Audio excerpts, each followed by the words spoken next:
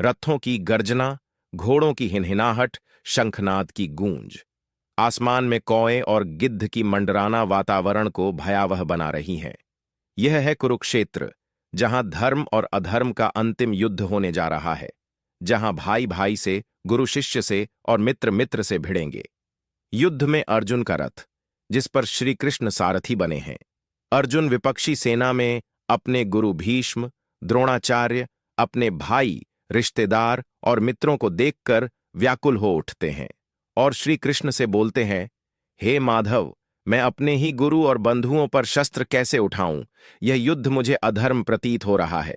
तभी कृष्ण शांत भाव से मुस्कुराते हैं, उनकी आवाज गूंजती है, हे पार्थ, आत्मा अमर है, न जन्म लेती है न मरती है। योद्धा का धर्म है अधर्म के विरुद्ध खड़ा होना। उठो अर्जुन और धर्म युद्ध करो। तभी अर्जुन के चेहरे पर दृढ़ता लौटती है और वे गांडीव उठा लेते हैं। युद्ध में पहले 10 दिनों तक भीष्म पितामह अपराजेय रहे। तभी कृष्ण की सलाह पर अर्जुन ने शिखंडी को आगे रखा। फिर अर्जुन के बाणों की वर्षा से वे बाणों की शैया पर गिरे और इच्छा मृत्यु तक वहीं लेटे रहे। यह युद्ध था गुरु और शिष्य का। भीष्म का वचन था कि वे पांडवों को मारेंगे नहीं और अर्जुन का धर्म था उन्हें रोकना।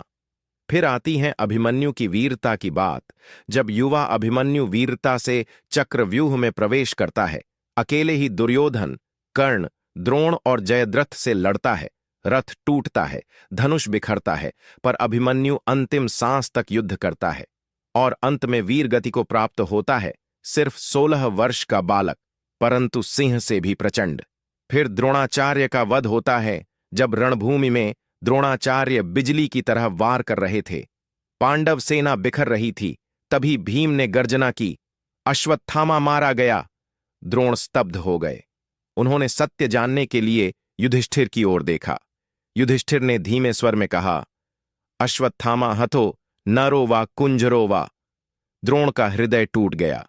उन्होंने शस्त्र त्याग दिए, ध्यान मग्न होकर बैठ गए। तभी धृष्टद्युम्न ने तलवार से प्रहार किया। आचार्य भूमि पर गिरे और रणभूमि में गूंज उठा। गुरु द्रोण का अंत हो गया। धर्म की भूमि पर यह छल भी आवश्यक हो गया। युद्ध के 16वें दिन भीम ने दुशासन को भूमि पर पटक कर छाती चीर दी, रक्त पिया और गर्जना की। द्रौपदी का अपमान आज धुल गया। 17वां दिन कुरुक्षेत्र का आकाश बाणों से अंधकारमय हो उठा। कर्ण और अर्जुन आमने सामने थे। युद्ध भयानक होता गया। तभी कर्ण का रथ धरती में धंस गया। वह पुकार उठा, अर्जुन, धर्म का पालन करो, शस्त्रहीन पर वार मत करो। कृष्ण ने कठोर स्वर में कहा, याद करो अभिमन्यु, क्या तब तुमने धर्म निभाया था? अर्जुन ने गांडीव से बाण छोड़ा।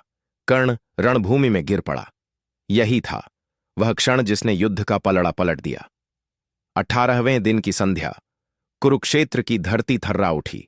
भीम और दुर्योधन आमने सामने खड़े थे, दोनों हाथों में गदा थामे। घंटों तक प्रहार हुआ। हर वार से धरती कांप उठती, गदा की टक्कर से बिजली सी गूंजती। आखिरकार भीम ने वचन याद किया, मैं दुर्योधन की जंघा तोड़ूंगा। एक प्रचंड वार, गदा दुर्योधन की जंघा पर पड़ी। दुर्योधन चीखते हुए भूमि पर गिर पड़ा। यहीं हुआ अधर्म का अंत और महाभारत युद्ध का समापन। युद्ध का समापन कुरुक्षेत्र की भूमि पर शवों का अंबार, टूटे रथ, बिखरे अस्त्र शस्त्र और रक्त से लाल धरती। पांडव विजयी थे, पर अकेले खड़े। युधिष्ठिर ने गहरी सांस लेकर कहा,